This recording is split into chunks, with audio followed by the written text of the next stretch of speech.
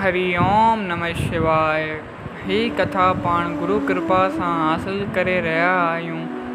महिरबानी करे गौर ॾेई ॿुधिजो। ॿुॾंदड़ जहाज़। समुंड जे किनारे ते सुकरती नाले नगर हो। दंदत नाले हिकु शाहूकार वापारी रहंदो हो। हिन जो वापारु वालियात ताईं फैलियल हो। दंदत वटि जहाज़नि जो शाही ॿेड़ो हो। हिकु दफ़े दंदत वालियात जी यात्रा ते तयारु थियो।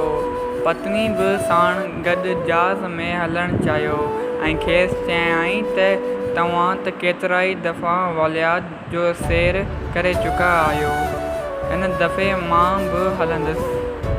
दंदत घणो ई सम्झायसि त समुंड जी यात्रा में कष्ट थींदो आहे, मगर पत्नी बास न आई।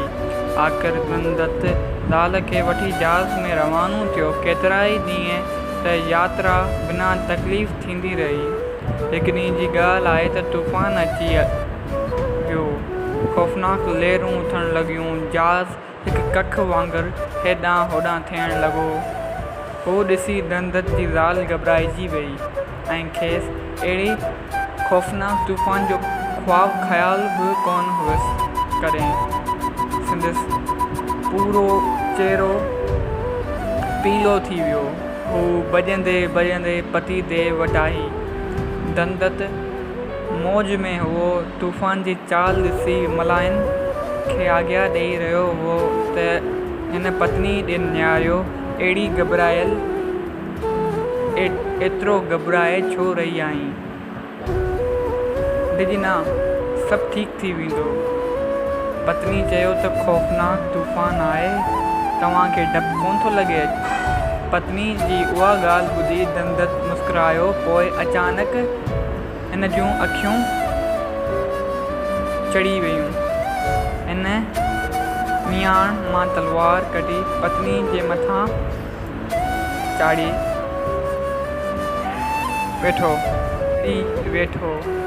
दंदत जी ज़ाल वाइड़ी थी वई। पति देव जो अजीब वहिंवारु ॾिसी खेसि सम्झ में कीन आयो, मगर हू ॾिनी कान ऐं पति खे चयाईं त ही छा था करियो? दंदत खेसि चयो त छा तोखे तलवार जो डपु कोन थो थिए? हिन जवाबु ॾिनो त डपु छा जो? मां तव्हां खां डिॼंदुसि ई छो? मूंखे विश्वासु आहे त तव्हां मुंहिंजो बुरो कीन चाहींदा। दंदत चयो त जेकॾहिं तलवार कंहिं ॿिए जे हथ में हुजे हा त पोइ। पत्नी जवाबु ॾिनो त तॾहिं बि कीन ॾिजां हा। जेसिताईं तव्हां मुंहिंजे भर में आहियो तेसिताईं डपु छा जो?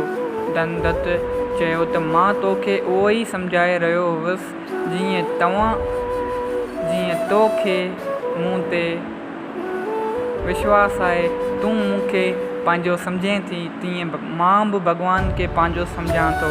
जेसिताईं भॻवानु असांजो रखवालो आहे, तूफ़ान असांजो छा बिगाड़े सघंदो? तव्हां ठीकु था चओ, मां ई ग़लति हुयुसि। ॾींदा उहे आहिनि जेके भॻवान खे भुलिजी वञनि था, पत्नी चयो ऐं रोज़ सां टेक ॾेई खिलण लॻी। चओ जय सिया राम।